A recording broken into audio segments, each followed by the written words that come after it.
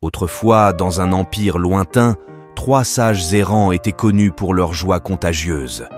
Sans nom ni titre, ils étaient simplement connus comme les sages qui riaient tout le temps sans arrêt. Ensemble, ils parcouraient les villes et les villages, apportant avec eux un cadeau unique, leur rire. À chaque destination, ils se tenaient au cœur de la place du marché et éclataient de rire. Leur gaieté était si pure que bientôt, tous ceux qui les entouraient ne pouvaient s'empêcher de se joindre à eux. Le rire se répandait comme une vague bienveillante, enveloppant la communauté dans un bonheur partagé. Puis, sans un mot, les sages se dirigeaient vers le prochain village, laissant derrière eux un souvenir joyeux. Dans toute l'étendue de l'Empire, on chérissait leur présence.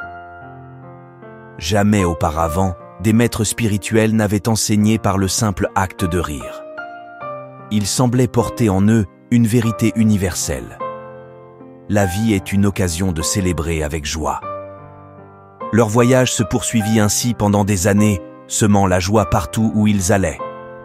Mais un jour, dans un village du Nord, l'un des sages rendit son dernier souffle. Les villageois, habitués à leur rire, s'attendaient à une grande tristesse. Pourtant, les 2 sages restants riaient avec encore plus d'intensité. Ha! Face à l'incompréhension des villageois, les sages expliquèrent que leur compagnon avait parié qu'il serait le premier à partir, et il avait gagné.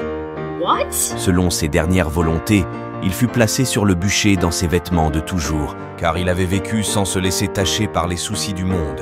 Et alors que les flammes s'élevaient, des feux d'artifice éclatèrent, transformant le deuil en une célébration de la vie.